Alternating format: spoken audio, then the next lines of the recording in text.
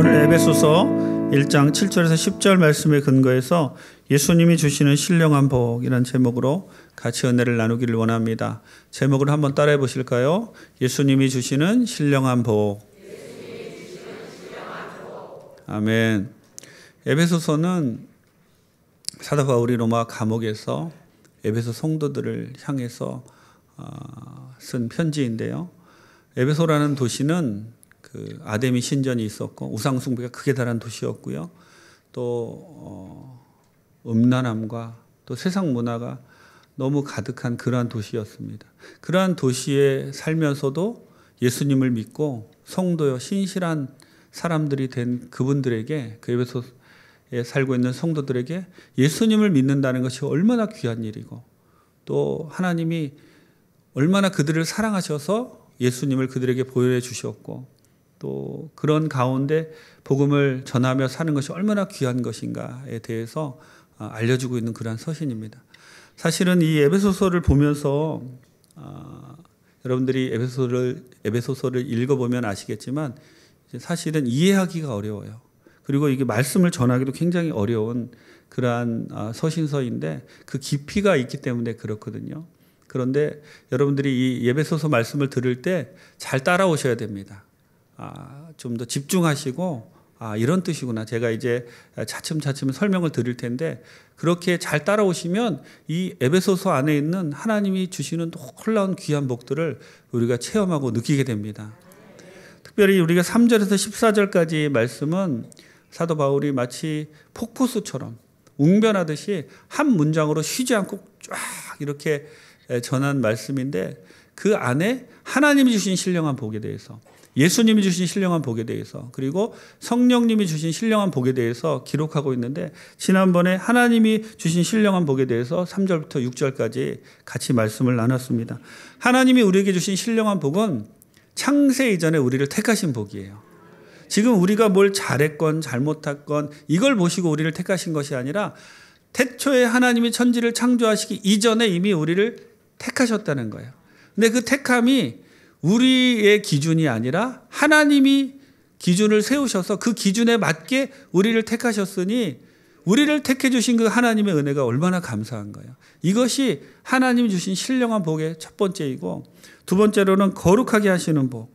우리를 매로 때려서 막 겁을 주어서 우리를 거룩하게 하시는 그것이 아니라 예수님 안에서, 그리스도 안에서 하나님이 우리에게 주신 그 사랑이 얼마나 큰지 그 사랑에 감격해서 죄가 싫어지고 세상이 싫어지고 점점 주님 말씀이 좋아지고 주님 안에서 거하게 되는 그러한 복을 우리에게 주셨다는 것이죠. 세 번째로 우리에게 주신 복은 아들됨의 복입니다. 여러분, 하나님의 아들 되신 거 믿으십니까? 하나님의 자녀가 된 거 믿으세요? 그럼 사실 게임 끝이에요.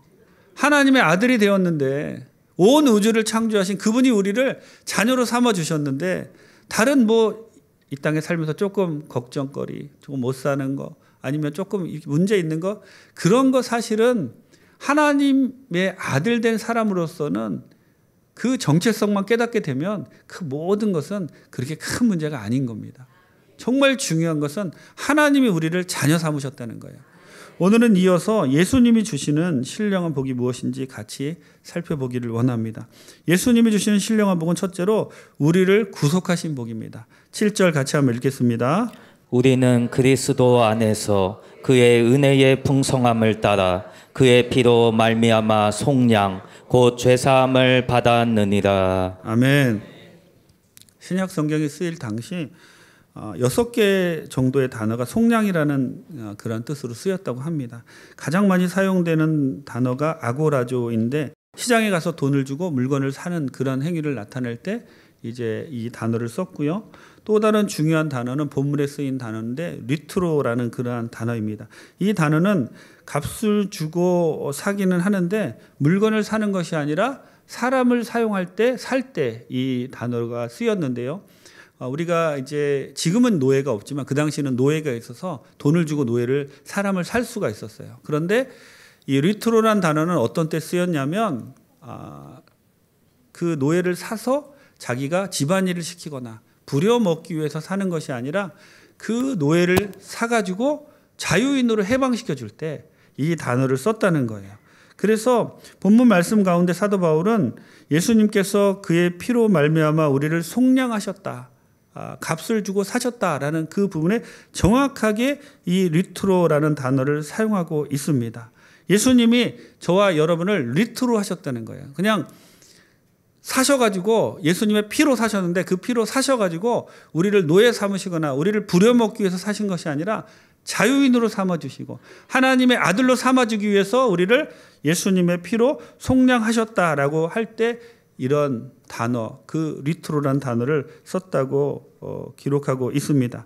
또한 이 뜻은 무엇이냐면 그리스도 안에서 그의 풍성함을 따라, 은혜의 풍성함을 따라 그의 피로 말미암아 속량 곧 제사함을 받았느니라 라고 말씀하고 있는데, 은혜의 풍성함을 따라 하나님의 귀한 은혜로 우리가 속량을 받았는데 그 사이에 피가 있는 거예요. 여러분, 그것을 우리가 잘 생각해야 됩니다. 그의 은혜의 풍성함을 따라 와 속량 곧 제사함을 받았느니라, 그 사이에 예수 그리스도의 피가, 그 중간에 있는 의미가 무엇이냐 하면 하나님의 은혜로 우리가 다 구원받았어요. 하지만 하나님은 은혜의 하나님뿐만이 아니라 공의의 하나님이신 거예요. 하나님이 공의의 하나님이시라는 것은 무엇이냐면 죄를 지은 사람은 반드시 죽을 수밖에 없는 거예요. 그 하나님의 공의가 이루어져야 되는 거예요. 그런데 우리가 죄를 지었는데 우리를 다 죽이시는 것이 아니라 그 공의를 채워야 되는데 그 공의를 어떤 것으로 채웠냐면 자기 아들을 친히 죽이심으로 말미암아, 십자가에서 예수 그리스도를 죽이심으로 말미암아 예수님께서 우리의 모든 죄를 다 짊어지시고 죽으심으로 우리에게 있는 죄가 예수님께로 전가되고, 그리고 그것으로 말미암아 우리 모두를 구원하셨다는 거예요. 구속하셨다는 겁니다. 속량하셨다는 겁니다. 여러분, 우리가 이제 이 부분을 이야기할 때 사실은 잘 우리가 유대인들이 아니기 때문에 이해하기 어려운데, 하나님께서 이스라엘 백성들을 출애굽하시고 난 이후에 시내산에서 율법을 주시면서 하나님께 나아올 수 있는 방법을 가르쳐 주셨어요. 어떤 방법이냐면 사람이 살다가 죄를 지으면 5가지 제사를 가르쳐 주시고 번제와 소제와 화목제와 속건제와 속죄제, 이러한 제사들을 통해서 우리가 죄를 지으면 그 죄를 사함받기 위해서 짐승을 가지고 가서 우리가 짐승의 머리 위에 안수할 때 그 죄가 짐승에게로 넘어가고 그 짐승을 죽였을 때 우리의 죄까지 사라지는 그런 여러 가지 방법을 알려주셨는데, 하나님이 이스라엘 백성들에게 여러 가지 절기 중에서 특별히 가장 거룩하게 지키라고 명하신 절기가 대속죄일입니다. 7월 10일이라고 하는데, 이 날에는 대제사장이 하나님께 나아갈 때 하나님이 이스라엘의 전체의 죄를 다 사해 주셨어요. 그래서 이스라엘 사람들은 거의 25시간 정도 금식을 하고 하얀 옷을 입고, 그리고 이 대속죄일을 거룩하게 지켰는데, 이 대속죄일이 되면 대제사장이 2마리의 염소를 취하고 그 염소를 가져다가 한 마리는 목을 쳐서 그 피를 제단에 뿌리고, 그리고 다른 한 마리는 죽이지 않고 대제사장이 그 염소의 머리 위에 안수하는 거예요. 대제사장이 그 머리 위에 안수할 때 대제사장을 비롯한 이스라엘의 모든 죄가 그 염소에게로 들어가는 겁니다. 그리고 나서는 그 염소를 진영 먼 곳 광야로 내보내서 그 염소가 죽게 만들지요. 그럴 때 이스라엘의 모든 죄가 1년 동안 지은 죄가 다 사해졌다라고 그들은 믿는 겁니다.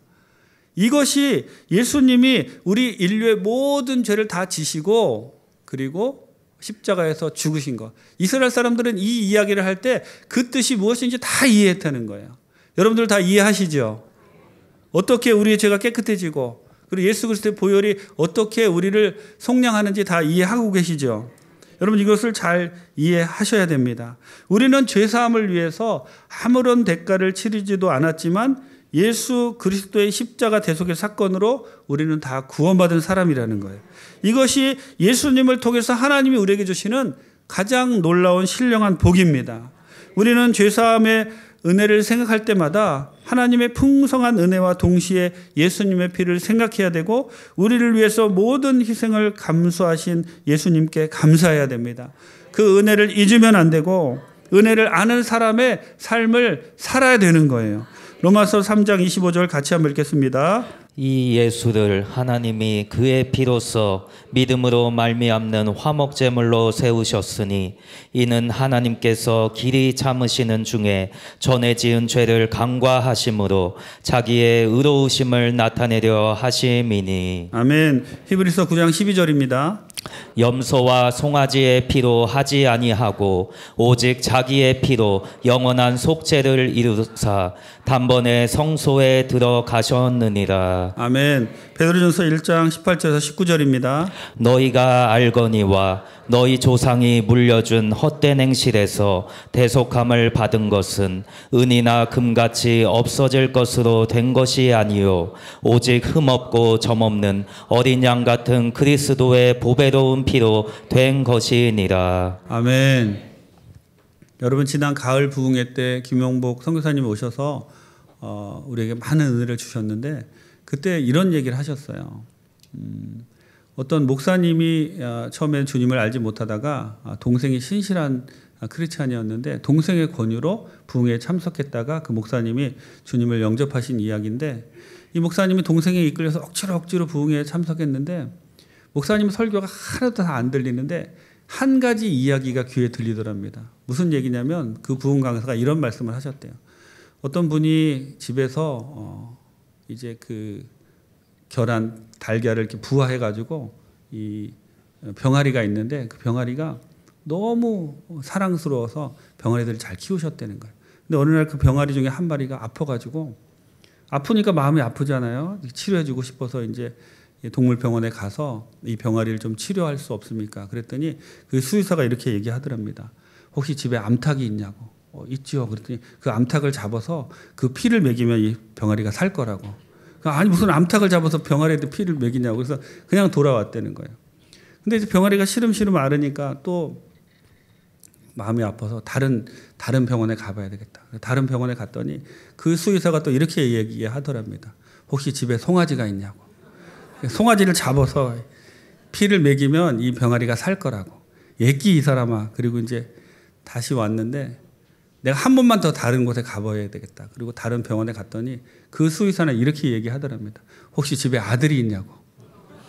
아들을 잡아서 그 피를 이 병아리한테 먹이면 살 거라고.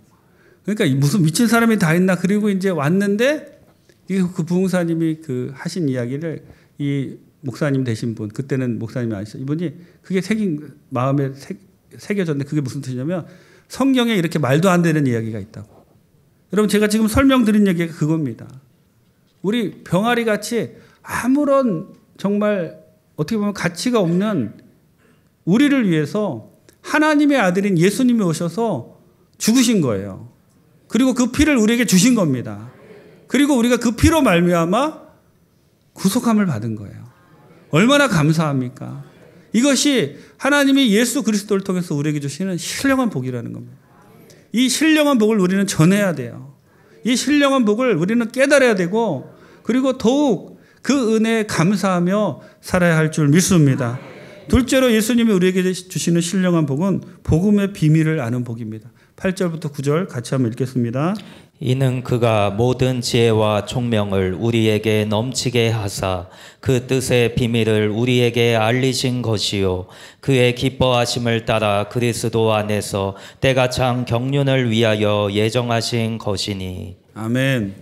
여러분 비밀이라는 것은 제가 사전적인 의미를 찾아보니까 정보를 일정한 그룹의 사람들 사이에 공유하는 것을 말하며 되도록 적은 수의 사람들만 알며 뭐 이런 사전적인 의미를 찾지 않더라도 모든 사람이 다 알면 비밀이 아니죠. 한정된 사람만 아는 것이 비밀이에요. 그런데 이 비밀을 본문에서는 복음이라고 이야기합니다.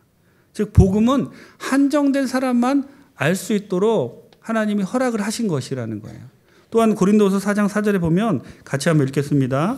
그 중에 이 세상의 신이 믿지 아니하는 자들의 마음을 혼미하게 하여 그리스도의 영광의 복음의 광채가 비치지 못하게 함이니 그리스도는 하나님의 형상이니라. 아멘. 즉 우리가 예수님을 알게 된 것에 관해서 이야기를 하는데 예수님이 우리를 위해서 십자가에 죽으시고 그것을 믿는 사람마다 구원을 얻는 이것이 복음인데 이 비밀을 우리가 어떻게 알게 된 것에 관해서 오늘 이 사도 바울이 에베소 성도들에게 설명하고 있는데, 그것은 우리의 힘과 능력으로 된 것이 아니라 하나님이 우리에게 지혜와 총명을 주셨기 때문에, 하나님이 그가 모든 지혜와 총명을 우리에게 넘치게 하셨기 때문에 우리가 알게 됐다는 거예요. 여러분, 이 세상에 예수님을 모르는 사람은 없습니다. 그렇지만 예수님을 주님으로 영접한 사람은 많지 않아요. 아무리 돈이 많아도, 아무리 많이 배웠어도, 그리고 아무리 지혜롭고 총명한 사람이라 할지라도 예수님을 안 믿는 사람들이 믿는 사람보다 더 많은 거예요. 왜 그럴까요? 비밀이기 때문에 그렇죠. 왜 그럴까요? 특별한 사람들, 특별히 하나님이 지혜와 총명을 주신 사람들만 이것이 복음이구나. 복음이라는 것은 복된 소식이잖아요. 이것이 나에게 복된 소식이다라고 깨닫고 예수 그리스도를 주님으로 영접한다는 거예요. 그렇지 않은 사람은 아무리 얘기해줘도 이것이 복음인지 아닌지 모른다는 겁니다. 여러분, 이것이 예수님을 통해서 우리에게 주시는 두 번째 하나님이 주시는 가장 신령한 복입니다. 또 사단은 늘 방해하고 또 방해해서 이 복음을 사람들이 듣지 못하게 하는 거예요. 그런데 주님은 우리에게 오셔서 지혜와 총명으로 함께 하셔서 이 비밀을 알게 하신 겁니다. 여러분, 예수님이 여러분의 구주가 되신 거 믿으시죠? 십자가에서 우리를 위해서 죽으신 걸 믿으시죠? 나의 죄가 예수님에게 다 전가된 것을 믿으시죠? 할렐루야. 지혜 있고 총명 있는 사람만, 하나님이 주시는 그것도, 그런 분들만 믿게 된다는 거예요. 그런 분들만 받아들이게 된다는 거예요. 이것이 하나님이 우리에게 주시는, 예수님을 통해 주시는 가장 신령한 복인 줄 믿으시기 바랍니다. 시편 119편 18절 같이 읽겠습니다. 내 눈을 열어서 주의 율법에서 놀라운 것을 보게 하소서. 아멘. 골로새서 1장 26절입니다.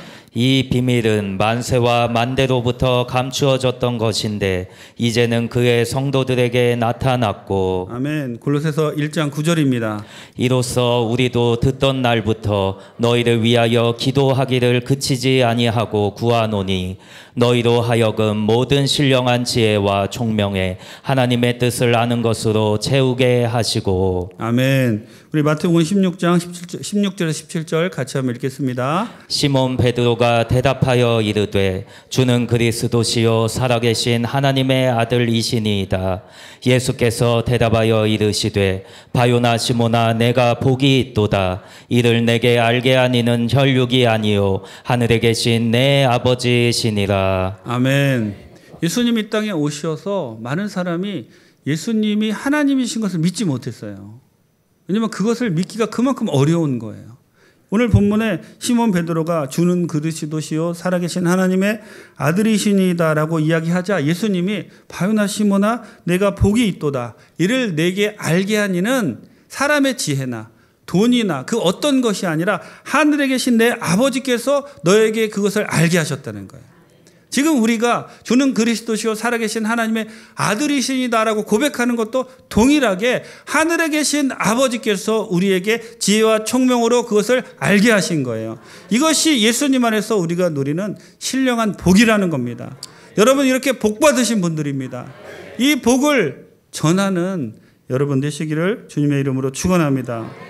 셋째로 예수님이 주신 신령한 복은 예수님 안에서 통일된 복입니다. 10절 같이 읽겠습니다. 하늘에 있는 것이나 땅에 있는 것이 다 그리스도 안에서 통일되게 하려 하심이라. 아멘. 여러분 하늘 하면 무엇이 생각나시나요? 하나님이 계신 곳이고 우리가 나중에 갈 천국이 있는 곳이고 생명이 있고 영광과 영화가 있는 곳이죠. 땅은 여러분 어떤 곳인가요? 코로나 바이러스가 있고 타락이 있고 고통이 있고 죽음이 있는 곳입니다. 그런데 원래 그런 것이 아니었어요. 원래 하나님이 천지를 창조하셨을 때는 하늘과 땅이 다 같이 하나였어요.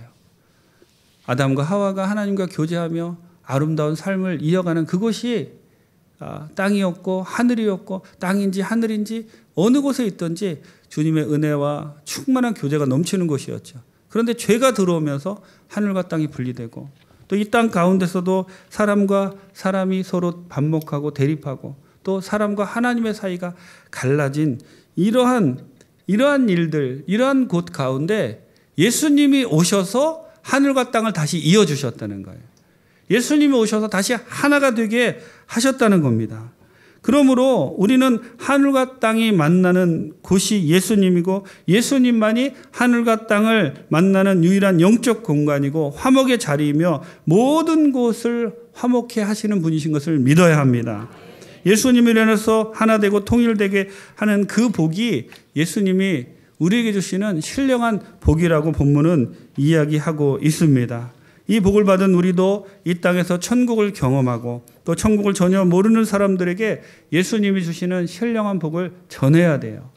예수님이 주신 신령한 복을 우리만 받아서 누리는 것이 아니라 그 복을 그 모르는 사람들에게 전할 때 그 신령한 복이 더 풍성해지고 주님 주시는 놀라운 은혜가 더 많이 우리에게 임할 줄 믿습니다.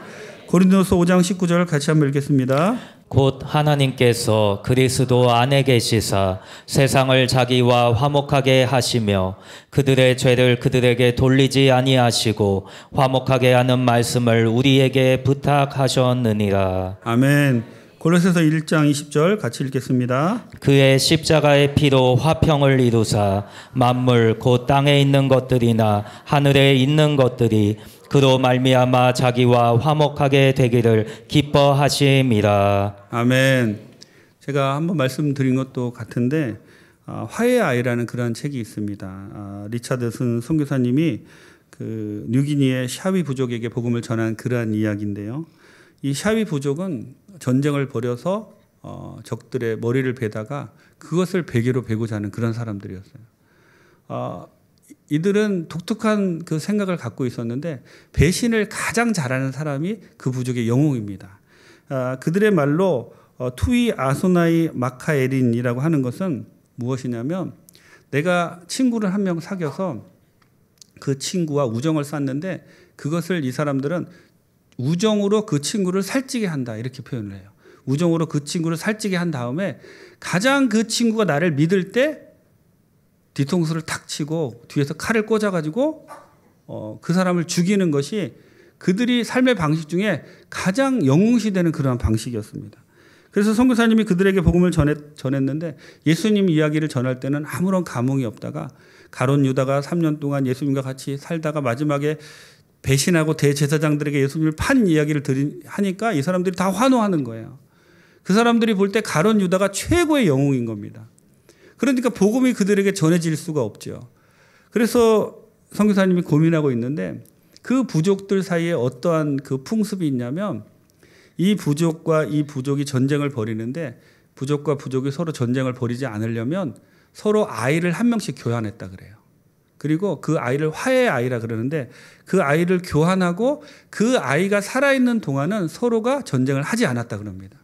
그래서 상대방 부족은 자기에게 온 그 화해의 아이를 잘 섬겨서 그 아이가 건강하게 잘 지낼 수 있도록 하는 것이 정말 그 서로에게 존경을 표하는 그런 길이라고 생각했다는 거죠.